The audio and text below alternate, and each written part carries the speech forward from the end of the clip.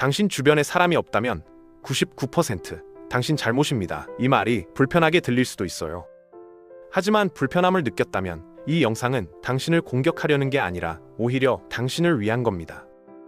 회사 회식에 혼자 빠지고 주말에 연락 오는 친구 하나 없고 명절에도 가족들이 당신과 대화를 피한다면 그건 우연이 아닙니다.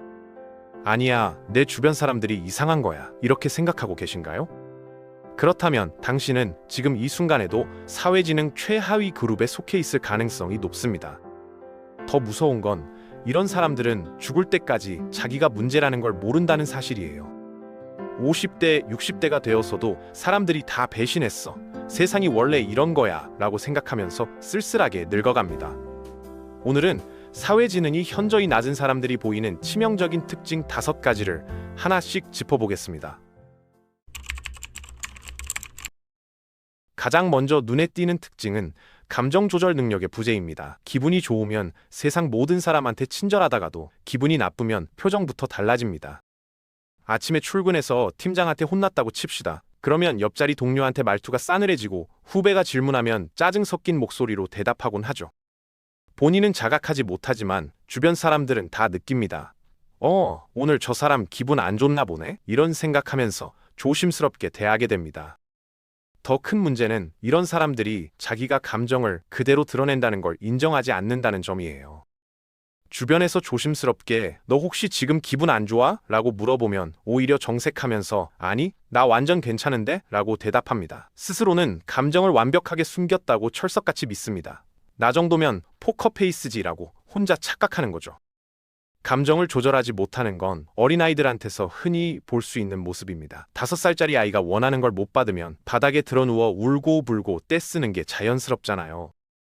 그런데 성인이 되어서도 이런 모습을 보인다면 정말 심각한 문제예요. 회사 회의에서 자기 의견이 받아들여지지 않았다고 해서 회의실 문을 쾅 닫고 나간다든지 친구가 약속을 취소했다고 해서 카톡방을 나가는 행동들이 여기에 해당됩니다. 이런 사람들은 자기 기분이 곧 행동의 기준이 되는 겁니다. 기분 좋으면 천사같이 대하다가 기분 나쁘면 악마같이 변하죠. 주변 사람들 입장에서는 이 사람 기분을 맞춰주는 게 너무 힘들어서 결국 관계를 정리하게 됩니다. 반면 사회지능이 높은 사람들은 어떨까요? 이들은 기분이 나빠도 최소한의 예의는 지킵니다. 물론 완벽하게 감추는 건 아니에요. 하지만 적어도 무고한 사람한테 화풀이는 하지 않습니다. 지금 컨디션이 안 좋아서 미안한데 나중에 다시 얘기할게 라고 솔직하게 말할 줄 알죠.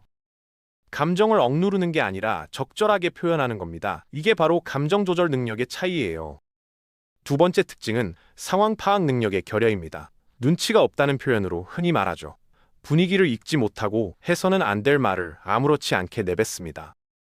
예를 들어볼까요? 친구가 다이어트 중인데 너 요즘 더 찐 것 같은데? 라고 말한다든지 직장 동료가 승진해서 탈락했는데 나는 이번에 승진했어 라고 자랑하는 식이에요. 본인은 사실을 말한 것뿐이라고 생각하지만 상대방은 엄청난 상처를 받습니다. 더 큰 문제는 상대방이 상처받았다는 표현을 해도 이해하지 못한다는 거예요. 내가 뭐 잘못 말했어? 사실이잖아 라고 반응하면서 오히려 상대방을 예민하다고 몰아갑니다. 이런 사람들은 말이라는 게 단순히 정보 전달 수단이 아니라 감정과 관계를 담는 그릇이라는 걸 이해하지 못합니다. 눈치 없는 사람들의 또 다른 특징은 맥락과 타이밍을 읽지 못한다는 점입니다. 상사가 지금 엄청 바쁘고 스트레스 받는 상황인데 저 휴가 쓰고 싶은데요 라고 말한다든지 친구가 실연당해서 울고 있는데 그 사람 원래 별로였어 라고 위로한답시고 던진 말이 비수가 되곤 하죠. 이런 사람들은 상대방의 상태와 감정을 전혀 읽지 못합니다. 눈앞에 있는 사람이 지금 어떤 기분인지, 무엇을 원하는지, 어떤 말을 듣고 싶어 하는지를 파악하는 능력이 현저히 떨어집니다. 그래서 좋은 의도로 한 말이 오히려 독이 되고 위로하려다가 더 상처를 주는 일이 반복되는 겁니다. 이와 달리 사회적 감각이 뛰어난 사람들은 다릅니다. 같은 사실을 전달하더라도 어떻게 말해야 상대방이 덜 상처받을지를 고민해요. 요즘 피곤해 보이는데 괜찮아? 라든지 이번 승진은 아쉽지만 다음 기회 꼭 있을 거야? 처럼 말이죠. 사실을 말하되 상대방의 감정까지 배려합니다. 이게 바로 눈치가 있는 사람과 없는 사람의 차이예요. 세 번째는 진짜 친구가 없다는 점입니다. 정확하게 말하면 처음에는 친구가 생기는데 시간이 지나면서 하나둘 떠나갑니다. 왜 그럴까요? 사회지능이 낮은 사람들은 관계를 유지하는 데 필요한 최소한의 노력조차 하지 않기 때문이에요. 친구가 힘들 때 옆에 없고 축하해줄 일이 있어도 관심 없고 자기한테 필요할 때만 연락합니다. 이런 사람들은 관계를 일방통행으로 생각해요. 내가 필요할 때 상대방이 나를 도와주는 건 당연하지만 상대방이 나한테 뭔가를 요청하면 귀찮아하고 피하려고 하죠. 이런 태도가 반복되면 아무리 좋았던 관계도 금이 가게 됩니다. 더 심각한 건 이런 사람들 주변에 남는 사람들이 있다면 그들도 비슷한 유형이라는 사실입니다. 서로 주고받는 게 없이 각자 필요할 때만 만나는 관계, 깊이 있는 대화보다는 겉핥기식 만남만 계속되는 관계죠. 건강한 우정이라면 서로의 성장을 응원하고 힘들 때 위로가 되고 때로는 쓴소리도 해줄 수 있어야 하는데 이런 관계에서는 그게 불가능합니다. 그저 외롭지 않기 위해 혼자가 아닌 것처럼 보이기 위해 유지하는 관계일 뿐이에요. 진정한 의미의 친구는 아닌 거죠. 나이가 들수록 이런 사람들은 점점 더 고립되어 갑니다. 젊을 때는 회사 동료들이나 동아리 사람들과 어울릴 수 있었지만 나이 들어서까지 연락하고 지내는 친구가 거의 없게 됩니다. 진짜 사회지능이 낮은 사람들은 이런 얘기를 들어도 내 얘기가 아니네 라고 생각하면서 넘어갑니다. 혹시 지금 뭔가 찔리는 게 있다면 그건 오히려 좋은 신호예요. 변화할 수 있다는 증거니까요. 네 번째 특징은 외부 귀인 성향, 즉 모든 문제의 원인을 남에게서 찾는다는 점입니다. 이건 정말 치명적이에요. 회사에서 프로젝트가 실패했다고 칩시다. 사회지능이 높은 사람은 내가 준비를 더 철저히 할 걸, 이 부분에서 내 판단이 잘못됐네 라고 반성합니다. 그런데 사회지능이 낮은 사람은 다르죠. 팀원들이 제대로 안 해서 이렇게 됐다. 위에서 예산을 충분히 안 줘서 그렇지 라고 남 탓만 합니다. 연애관계가 깨졌을 때도 마찬가지예요. 상대방이 날 이해하지 못했어. 상대방 성격에 문제가 있었어 라고만 생각하지 자기 자신을 돌아보지 않습니다. 이런 사람들의 특징은 문제가 생겼을 때 객관적인 분석을 하지 못한다는 점이에요. 감정이 먼저 올라옵니다.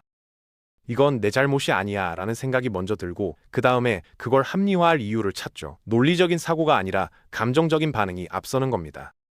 더 큰 문제는 누군가 이 사람의 잘못을 지적하면 극도로 방어적이 된다는 사실입니다. 네가 뭘 알아? 너나 잘해 라면서 화를 내거나 다들 나한테만 그래 라면서 피해의식에 빠지곤 하죠. 건설적인 피드백을 받아들일 수 있는 마음의 여유가 전혀 없습니다. 그러니까 같은 실수를 계속 반복할 수밖에 없어요. 배움의 기회를 스스로 차단하는 셈이니까요. 회사 생활을 예로 들어볼까요? 상사가 이 보고서 다시 작성해주세요. 데이터 분석이 부족해요라고 피드백을 줬다고 칩시다. 사회지능이 높은 사람들은 이렇게 반응합니다. 아, 어느 부분이 부족한지 구체적으로 알려주시겠어요? 라고 물어보면서 배우려고 하는 거죠. 그런데 사회지능이 낮은 사람은 저는 최선을 다했는데요. 시간이 부족했어요. 다른 팀원들도 이 정도인데요. 라면서 변명부터 늘어놓습니다. 이런 태도는 결국 성장을 막는 가장 큰 장애물이 됩니다. 남 탓하는 습관이 몸에 배면 평생 제자리 걸음만 하게 되니까요. 다섯 번째는 회복 탄력성의 부재, 즉 끈기가 없다는 점입니다. 쉽게 포기해버려요. 조금만 힘들거나 불편하면 바로 그만둡니다. 직장을 예로 들면 이해가 쉬울 거예요. 회사에서 상사한테 한번 혼났다고 해서 여기서 못 버티겠다면서 사표를 냅니다. 동료와 작은 의견 충돌이 있었다고 해서 이 회사 분위기 별로다 라면서 이직을 준비하죠. 문제는 이런 패턴이 계속 반복된다는 겁니다. 새로운 회사에 가도 똑같은 문제가 생깁니다. 왜냐하면 문제의 원인이 회사나 동료가 아니라 본인에게 있기 때문이에요. 그런데 이걸 깨닫지 못하니까 계속 새로운 곳을 찾아다니는 겁니다. 인간관계도 마찬가지입니다. 친구와 사소한 다툼이 있으면 이제 연락 안 할래 라면서 관계를 끊어버려요. 연인과 의견 차이가 생기면 우리 안 맞나 봐 라면서 헤어지는 걸 선택하죠. 이런 사람들은 관계에서 불편함이나 갈등이 생기는 게 정상이라는 걸 이해하지 못합니다. 모든 관계가 항상 편하고 좋을 수는 없어요. 때로는 부딪히고 서로 상처 주고받으면서도 그걸 극복하는 과정을 통해 관계가 더 깊어지는 건데 이런 사람들은 그 과정을 견디지 못합니다. 약간의 마찰만 생겨도 이 사람이랑은 안 되나 봐 라고 판단하고 관계를 정리해버리곤 하죠.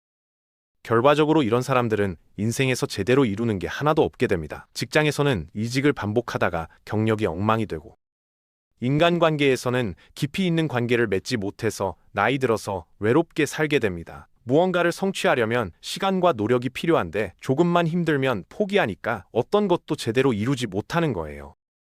포기하는 습관이 몸에 배면 인생 자체가 포기의 연속이 됩니다. 이것도 안 되네, 저것도 안 되네 하면서 계속 새로운 걸 시도하지만 결국 아무것도 완성하지 못하곤 하죠. 그렇다면 사회적 감각이 뛰어난 사람들은 어떨까요? 이들은 힘들어도 의미 있는 일이라면 버팁니다. 물론 무조건 참는 게 아니에요. 하지만 적어도 작은 불편함 때문에 큰 기회를 놓치지는 않습니다. 이 회사가 완벽하진 않지만 여기서 배울 게 많아. 이 친구랑 성격이 안 맞는 부분도 있지만 좋은 점도 많아 라고 생각하면서 관계를 유지하려고 노력하죠. 그 과정에서 성장하고 성취하고 깊은 관계를 만들어갑니다. 그렇다면 왜 이렇게 사회 지능이 낮은 사람들이 생기는 걸까요? 여러 가지 이유가 있습니다. 첫째는 어렸을 때 제대로 된 사회화 교육을 받지 못했을 가능성이 높아요. 부모님이 너무 과보호했거나 반대로 반임했거나 아니면 부모님 자체가 사회 지능이 낮아서 자녀에게 올바른 사회성을 가르쳐주지 못한 경우죠. 아이가 친구와 싸웠을 때 네가 참아야지라고만 가르치거나 네가 이겼으면 됐어 라고만 말한다면 아이는 관계에서 중요한 게 뭔지 배우지 못합니다. 타협하는 법, 상대방 입장에서 생각하는 법, 때로는 내가 양보하는 법을 배워야 하는데 그런 교육이 전혀 안 된 거예요.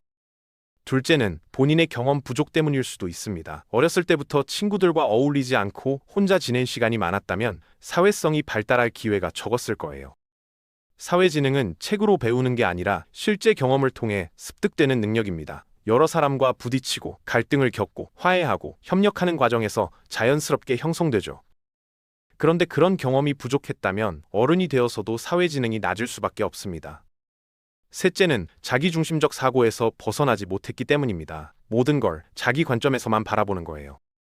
내가 불편하면 안 돼, 내 기분이 중요해, 내 생각이 맞아 라는 식으로만 생각합니다. 다른 사람도 나와 똑같이 감정이 있고 생각이 있고 입장이 있다는 걸 인정하지 못하죠.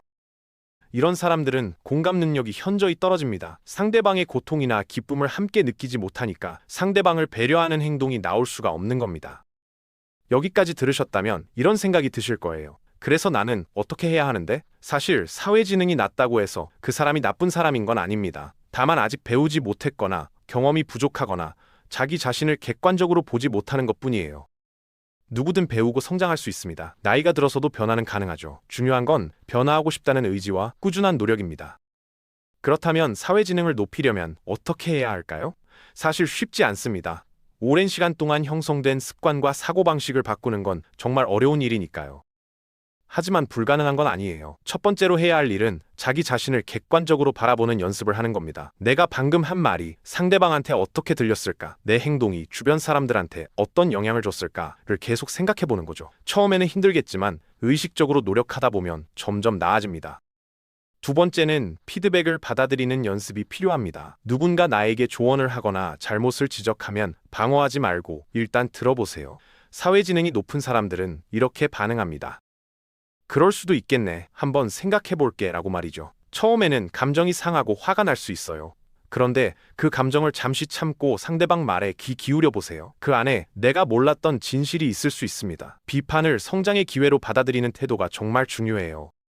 세 번째는 다른 사람의 관점에서 생각하는 연습을 해야 합니다. 이걸 심리학에서는 관점 취약이라고 부르죠. 친구가 약속을 취소했을 때 나만 생각하는 거 아냐? 라고 화내기 전에 무슨 일이 있었을까? 지금 힘든 상황인가를 먼저 생각해 보는 겁니다.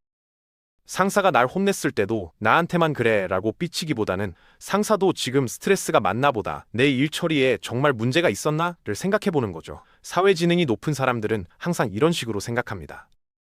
자기 입장만이 아니라 상대방 입장도 함께 고려하는 거예요. 이렇게 상대방 입장에서 생각하는 습관이 쌓이면 자연스럽게 공감 능력이 높아집니다.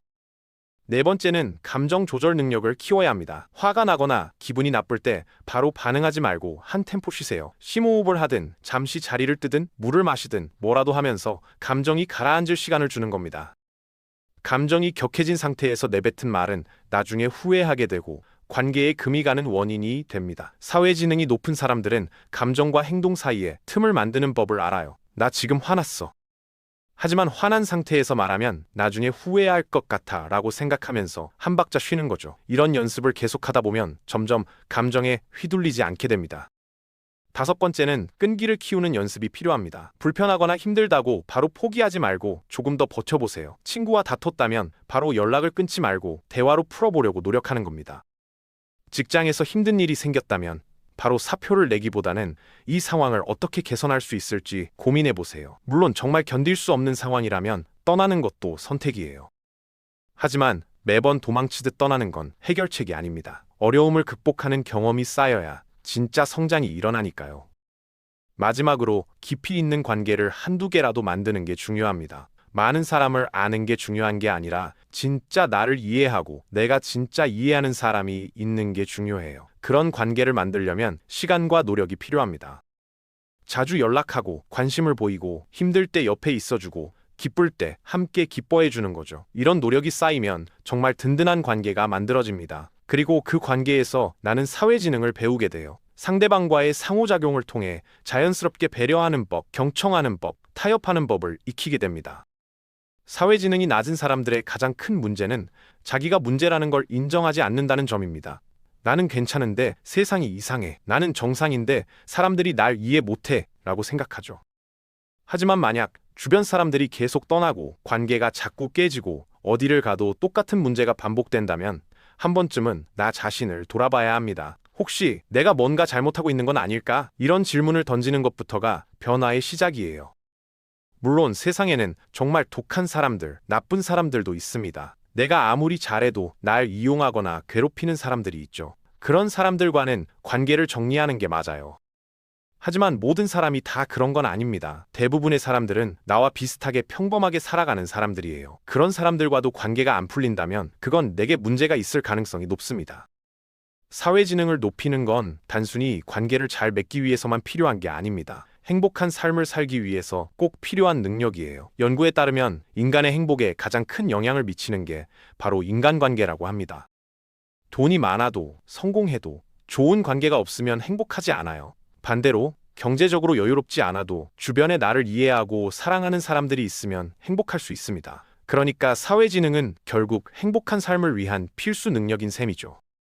오늘 이야기한 5가지 특징을 보면서 이거 나한테 해당되는 것 같은데? 라는 생각이 드셨다면 지금이 바로 변화의 시작점입니다. 완벽한 사람은 없어요. 누구나 부족한 부분이 있고 성장할 여지가 있습니다. 중요한 건 그걸 인정하고 개선하려고 노력하는 거예요. 조금씩이라도 매일 노력하다 보면 분명히 달라질 수 있습니다. 1년 후, 5년 후에 나는 지금의 나보다 훨씬 성숙하고 사회지능이 높은 사람이 될 수 있어요. 오늘 이 영상이 여러분의 성장의 작은 계기가 되길 바랍니다.